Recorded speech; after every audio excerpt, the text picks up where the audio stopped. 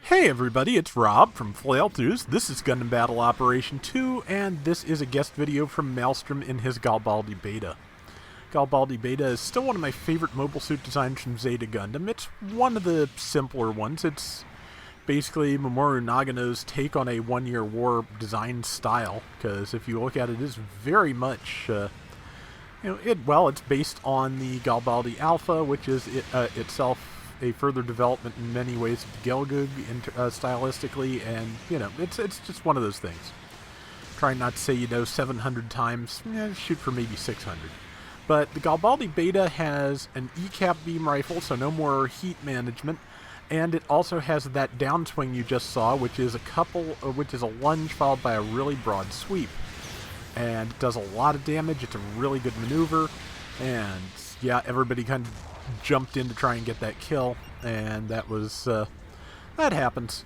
But yeah, Galbaldy Beta is pretty fun to use in this. It's a relatively simple machine, but it's a high-end general, so it is not bad at all.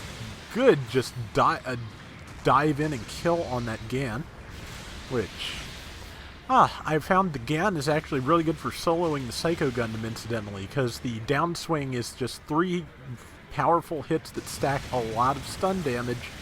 So if you just get behind it and downswing and boost a little bit and downswing and just avoid it as long as you can and keep doing that, you can stun it very quickly. So I got it in like 2:30 something, I think, finally, and that was after an infuriating time where I was at 3 minutes and 0.02 of a second using the Striker Custom.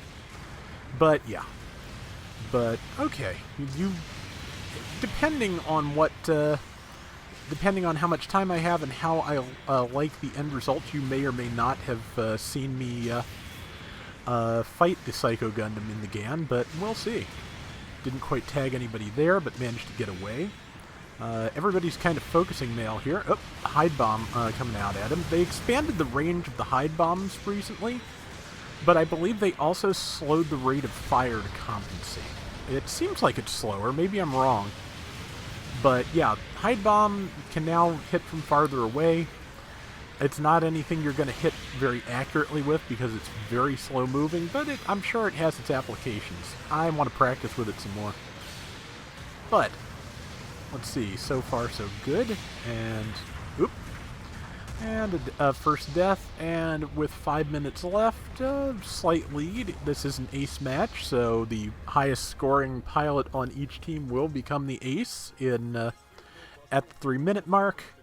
They are worth triple points to kill. They get triple points for the kills and assists they make, so keep your ace alive, kill the enemy ace. That's pretty much the whole thing.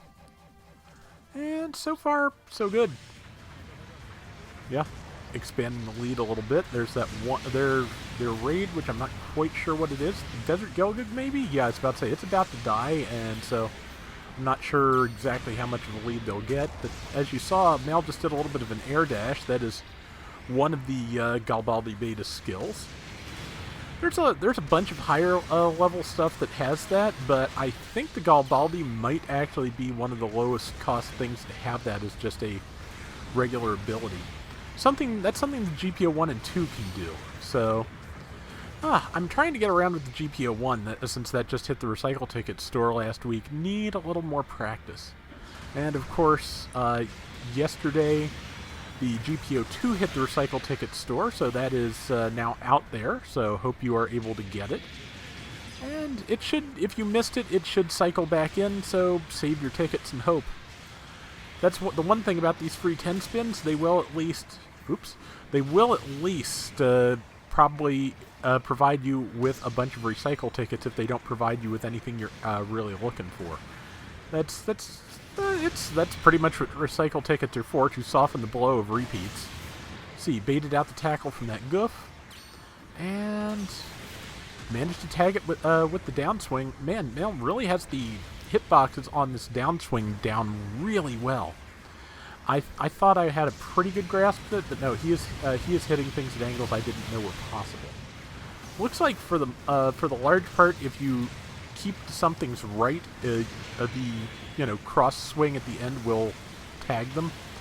But yeah, if you do it just right, apparently, I think you can... Ow! Hide Bomb managed to tag him there. And he is the ace, which...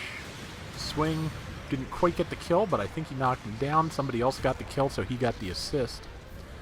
But yeah, that's a good thing to know. Oops, there's a G-Line standard. That is a bad thing to have around right now, but it just used its dodge roll, so he's got an opportunity.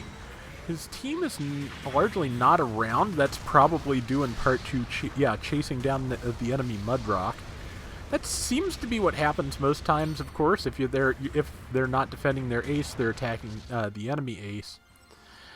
And I had an ace match earlier that just kind of went to nothing on me because as far as I can tell, my team was not doing either because I was the ace. I was fighting the enemy ace, and the rest of my team was somewhere. That's always frustrating, but sorry if I'm kind of blathery tonight. I'm having trouble focusing in general. That's why all the rounds I played, I did not actually get anything usable, tragically, but I've gotten some new Patreon requests in. I am working on them. Okay, don't think that one connected, but very bold attempt there. There's the Gan, tagged the Gan, killed the Gan. Very nice. They've got a 3,000 point lead now, which is a good start. Looks like... okay, yeah. Ah, good. There's a teammate to backmail up, which is what needs to happen. I was about to say, it doesn't look like a lot of his teammates are here, but the Camphor was here, and I think the Marasai showed up too, and that is enough, because the three of them together were enough to take out the enemy ace. Now they are all together, which is great, and as long as the enemy ace is not on the field and they're backing Mail up, they've got a good opportunity to broaden the score here. See if that happens, but fingers crossed. Let's see.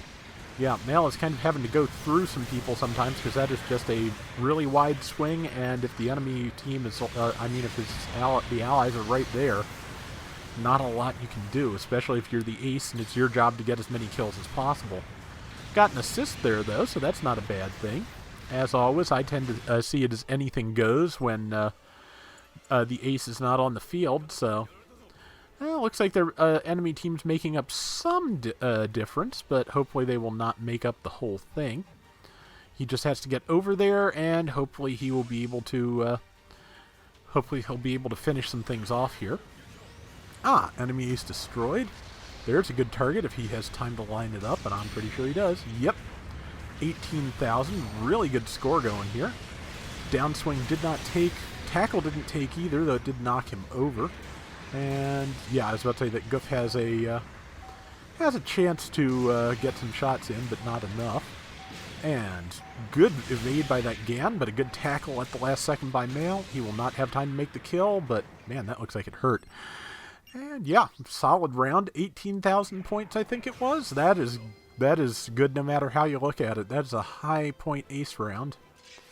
Yeah, 18,924, and he swept the categories. 122,000 damage.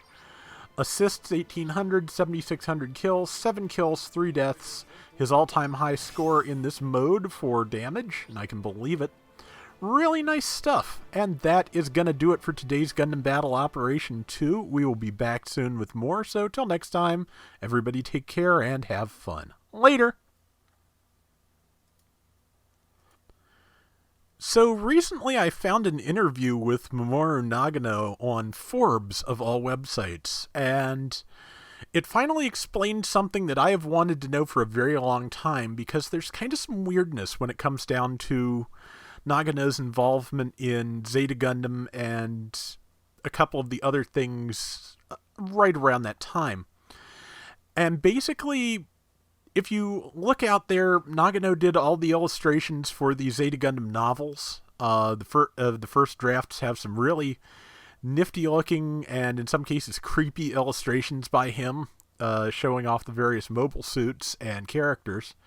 His Haman is really weird, but it turns out that he had started designing mobile suits, the Hyakushiki, the Hamburby, I believe, the Galbaldy Beta, the first, all the things he designed, he had worked on most of them, and apparently somebody at Bandai or Sunrise or somebody objected and just that was not how mobile suits were supposed to look to them, and so he wound up sticking around to help out the people who were there because he'd worked with Yoshikazu Yasuhiko, the original character designer for Gundam, on Giant Gorg, and he didn't want to leave him stranded because he was trying to work on Zeta character designs while he was working on other projects too, which is how I believe Nagano came to design Yazan Gable.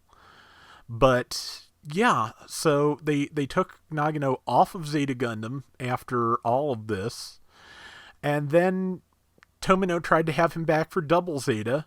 The Double Zeta he designed got used for promotional material, apparently showed up in a manga already before they did it to him again. And same thing apparently happened on Char's counterattack. They just kept trying to use Nagano for the designs for all of these.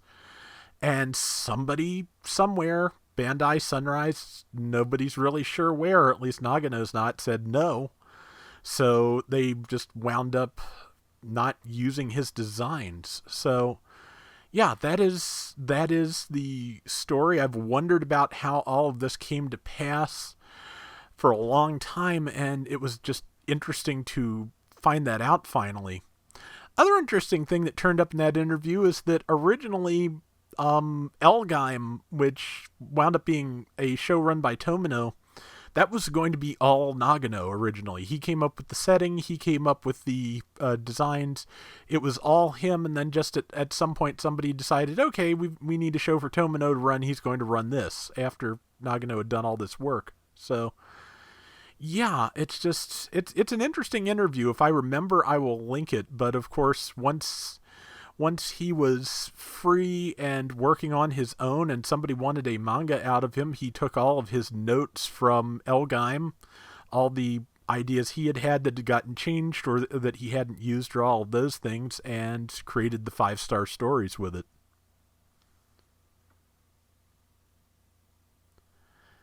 Wow, long outro today, huh?